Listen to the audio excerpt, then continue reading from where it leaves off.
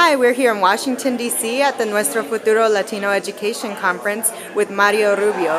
Mario, could you tell us a little bit about the panel you were just speaking on? Hi, first of all. Hi, everybody. I actually spoke on a student panel with some other NASA scholars, and we were able to communicate our projects and how we got involved with NASA, and have the students, high school students, ask us questions about things that they might be interested in. So how we got involved with NASA, what kind of projects we work on, and things like that. So it was really exciting to get the students engaged and have them ask us questions and try to respond to them as best we could.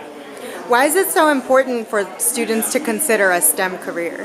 Well, there's a couple reasons. The main one is right now we're not graduating enough engineers as we need to in this country. The jobs right now that are needed are technical, science, engineering type jobs, and we're not graduating enough students with that background to compete with other countries. So it's really important that we promote interest in this field to have students get excited about engineering. And that's actually one of the other things we did as with the student panel, is to try to show all the really cool and interesting types of projects that you can work on as an engineer. And that engineering is not just science, and it's not just a bunch of math equations. It's actually, you get to apply it to really, really cool things. So that's one of the things we try to promote here. What are some of the benefits of having a STEM career for a student? Okay, well, first of all, anything related to technology tends to be a very high-paying job, so you get to make a lot of money. You get to work on really, really cool things. Like I said, if you work at NASA, you get to work on spacecraft or satellites or robots and all that really interesting computer software. So whatever your passion is, you can find it within the STEM field. And it's also one of the benefits is you get to contribute to society and make things better, and this country is always going to be moving forward in every field that we have, including science field. So you'll be able to participate and be part of that. Now you're studying at the University of Texas at El Paso, correct? Correct. What are some of the ways that helped you from high school to college? What advice can you give high school students to do now that they're in high school before they're even in college? Okay, well, a lot of things I would say is I actually had a large gap between when I graduated high school and when I started going back to college, about an 8-year gap. So I can tell you some of the things that I found were not beneficial to me.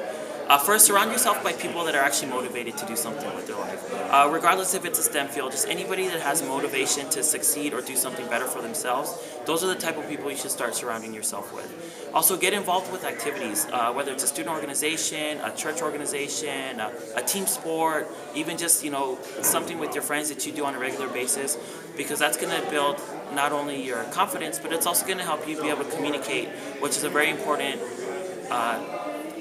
skill to have in today's society, especially in the technical field, because you need to be able to communicate your thoughts to other people. And having a big technical background is really great, but you also have to be able to communicate your thoughts, and that's also important. So I'd say get involved with as many activities as you can, and also don't be afraid to apply for things. I almost didn't apply for this NASA MUST program because I just thought, you know what, there's no way, my grades aren't high enough, or there's no way I can compete with other students. And you know what, I applied and I got accepted, and through that I've received a lot of other benefits. I was able to gain the confidence to apply for other scholarships, other grants, and other ways for me to pay for school. So I didn't actually have to pay for school anymore because I was able to. I took my confidence and I just applied for programs that I didn't even think I would be able to get, and I actually wound up getting them. So don't be afraid to apply. So those are the 3 things I would say. Get involved with organizations, don't be afraid to apply for things, and just keep going forward. What do you say to students who are facing a lot of peer pressure, whether it's joining gangs or they're facing teen pregnancy? A lot of those social pressures still exist in high school in many areas, and it is one of the major barriers for Hispanic students. What would you tell students? Yes, I would agree. That's actually a big issue.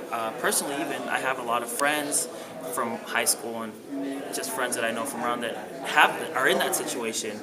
And kind of the thing that I did is I visualized what can I do to make myself different, or what can I do to make myself not fall into those traps.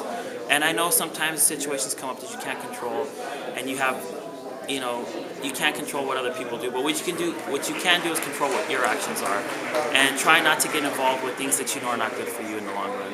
And just stay focused on trying to be a positive influence and being able to help those people that need help, and help yourself. Thank you.